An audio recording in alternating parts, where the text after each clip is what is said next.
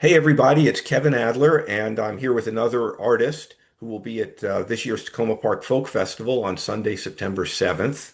Again, the festival's free, family friendly. We've got 50 or 60 musical performances and a record number of crafts and artists this year of 40. And I'm here with Wednesday Childs, who's one of those artists. And it's pretty cool because Wednesday is a Takoma Park native and has attended the folk festival in the past. So, I mean, you came as a kid, and what'd you think of it? Did you go to the crafts? You go to the music, everything? I mostly remember the music. That's probably the largest imprint on my mind that I have from the folk festival. I don't actually know if I ever went into the craft show as a child.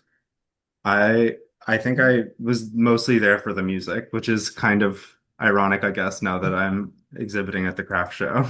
It is. It's not like you saw something at age 7, a craft, something crafted. Said, I'm gonna do this someday. I'm gonna be here and be part of this. Um, maybe you could tell us, because I know from looking at your website, you work in a lot of media. So maybe tell us what you're bringing to the festival, and even talk more broadly. Like I assume that what's behind you is something that you painted, for Uh, example. yeah. Yeah, so I'm a woodworker, painter, weaver. I do some other things here and there. But those are like primarily the three mediums I work in the most. And for the past few years, it's been pretty much entirely woodworking. I have painted a little bit in the past couple years, and I've woven a little bit more than I've painted, but it's almost entirely wood. So most of my current work is wood. So like the painting behind me, I painted, wow, 4 or 5 years ago.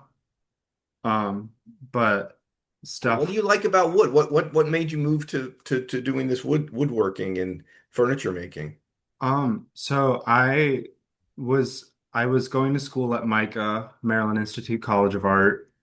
And I took an intro to wood class, and I had done some uh set building in school, like high school before then, and some like small wood projects here and there, but it wasn't until that class that I really started doing woodworking seriously, and I just kind of got a love for it. And then COVID happened, and I was kind of just in a position where I wasn't in school anymore. I took time off and I needed a job, and I was somewhat familiar with woodworking, so I just started applying to wood shops that were in the area and eventually got hired at a place and just kind of snowballed from there.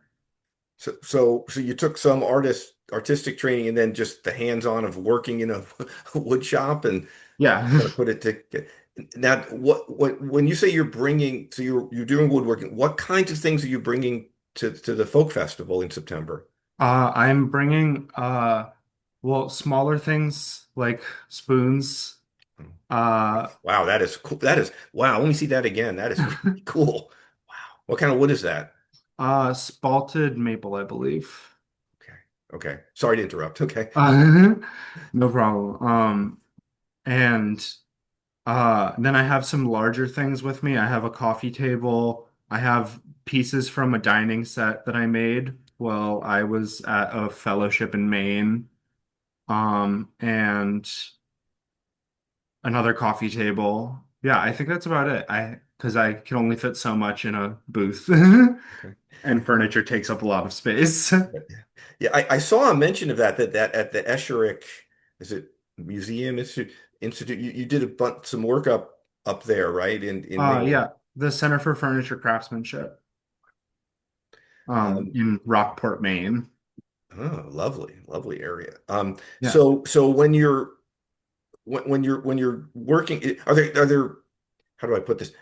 When you're doing this woodworking, are you taking found pieces and reworking them? Are you searching out certain types of wood? I mean, do you have it in your head, or are you gathering a bunch of pieces and then? A lot of my work is made out of a mixture of reclaimed lumber, which I buy from reclaimed lumber suppliers, salvaged lumber that I either buy from salvaged lumber suppliers or just salvage myself. Um, and same with reclaim. Sometimes I'll find wood, or someone will give me free wood, Mhm. that they just don't want to use. And then I use a lot of scrap wood because I work out of the shop of the guy I apprenticed for, and I just use all his scraps. Like anything that he's like, I'm gonna throw this away, I take it before it goes to the trash. So what is he doing on I guess on a gigantic scale that he's got all these scraps for you? I mean, is he like a I mean, a lot of my work is pieced together from smaller materials. So if you look at like one of the tables I'm bringing, the tabletop is made up of a bunch of different pieces of wood of different species that I think the largest one is about like this big. So a lot of the times in wood shops, or at least the shops I've worked in, that like at the end of the project, a lot of the stuff just gets kind of like put, not necessarily thrown away, but just like put to the side, and it'll eventually get thrown away when the shop is cleaned, but it doesn't get thrown away immediately. And in that, like in between time between where it's just sitting there and when the shop gets cleaned, I will take things. you'll repurpose it. That's great. Now, when I don't know how many shows you've exhibited at, but what's it like when you're there and people are because of what your work is, people pick it up and they touch it, right? Yeah. It's not a photograph or something, right? What's that like when you see them touching it and turning it over and you know? I love it. That's like the moment where it like gets activated for me is when people actually like interact with it and use it. Um, I think that's like what sort of like completes it in a weird way. Well, absolutely. I think so, and I imagine maybe I mean, did folks talk to you about the kind of wood you're using, or that maybe you stained it and you stained it red, or who knows what. But just all that kind of interaction, I would think would be a lot of fun. At Yeah, yeah. definitely. Um, and this, I guess I'll ask just one or two other things, and maybe this pertains a bit more to your other work, but are there themes and messages you're thinking about, you're getting across? It could be through the woodworking or the other work. Yeah. So pretty much across every medium I work in, I am kind of after like the same themes and like motifs kind of appear, which is largely like dealing with like the relationship between viewer and object and sort of complicating that.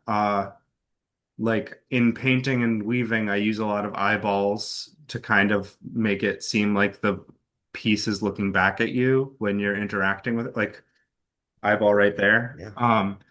And in woodworking, I try to make my forms very bodily and like biomorphic. Uh, so it feels like you're interacting with a living thing rather than an object, which I think is interesting, and kind of complicates the relationship we have with objects and like bodies, which kind of like it serves as a metaphor and sort of analogy for the way we interact with like our own body and other bodies in space. Wow. Well, that you're right, and that certainly make me think a little differently about my spoons or a table. You're right, and yet, yeah, you are interacting with them physically. That's fascinating. Well, I certainly look forward to visiting with you on the Folk Festival Sunday, September 7th, visiting you in your booth and picking up a few things myself and handling them and interacting and so on. So thank you so much and welcome back in advance. Welcome back to Takoma Park and Thank you. and we we look forward to seeing you and seeing your work. And again, this is Wednesday Childs, who will be one of the 40 artisans at our folk festival on Sunday, September 7th.